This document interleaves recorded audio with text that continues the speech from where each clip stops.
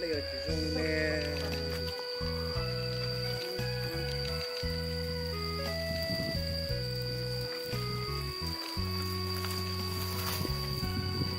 chả luôn chỉ tao món ngon đi chả luôn đây chỉ dùng chỉ lo đi đó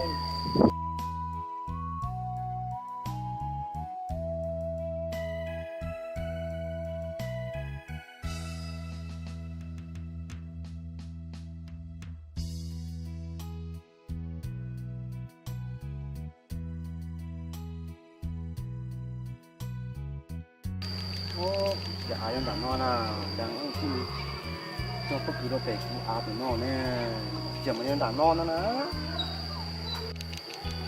ô nên chơi chỉ tao họ chân hai em tí đây nhiều tí tôi xích thảo họ tao họ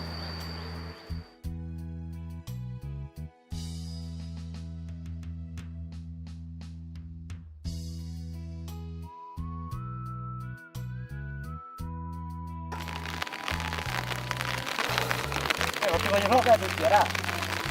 nó nè kiểu nó to này nếu chọn thảo này nếu chọn không thì nó chọn thảo này kia mà đánh nó Giờ nó đi vô bể nó á, khỏi cho nó vô bể nó á. Thằng đi bể sai mà đi vô bể nó thì cho tao bể nó giờ nó có sai rồi thế hả? sao mấy nhân đánh nó lỡ thì mà rồi nếu chọn thảo nó nó cha màกูจะหาเขาต้องซื้อเจในจอดทอหรือช่วงในเราตาเราวัน Chỉ to giờ nó bể nó mà hiểu à bể nó á, giờ thì có hay là chỉ to á. Thấy nó xứ mà có lo mà. Giờ thằng họ ăn miếng nó có chỉ to xíu chứ. Mà hay thì nó bán được một tí. Giờ thì họ ăn miếng nó có tới chỉ to xíu chứ. Kiểu cứ tí giờ tôi không nói một xíu. Chỉ ta hay đấy. thì sao mà cứ những anh em nó xứ sừng này ở lên nó sừng này ở cái tim nó chỉ từ cái cho năng sư Có chuyện hay đó. Cái tư liệu thì giờ chân có khóa nào chứ. Cái kiểu tí giờ tôi không nói một. Mà chiều một bé một hai thì nó bán. Hay nữa có tí xíu. Bye. ô cái tí này anh nhìn nó là sao thế là cả anh em nó xứ cái hạt tiền tôi hay có sinh ra sơ sơ của nó là cha thế là anh ấy cái tí thế luôn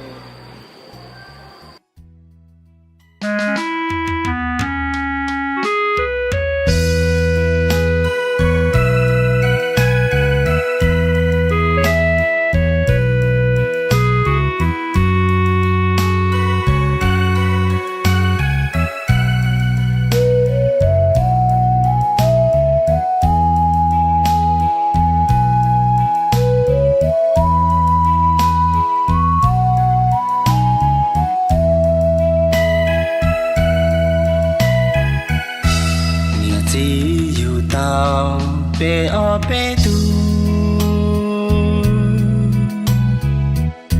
tôi cha bé họ chỉ sợ xí lô, tôi bao uốn thu trao té chẳng du, cứ tí rau chỉ sợ xí lô.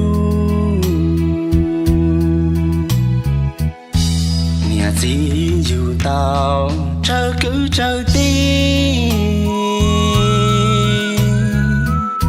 hoa cha bé thì nghe nông sĩ chỉ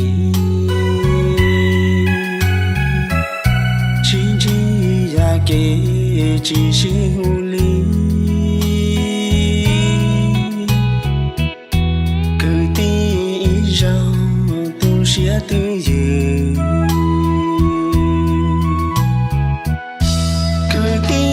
tiền nó chỉ nhỏ kia lo trâu trong nó nhiều tu nhiều xia mua nó mua hậu chỉ xa xin chi trong ly tiền nó chỉ nhỏ kia nó phải ni lo yo phải xong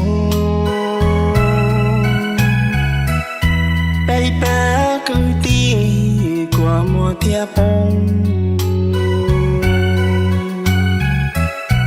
Yua yo thảo tư mà lên sử dụng Trái chỉ mua nụ bê yua trò rông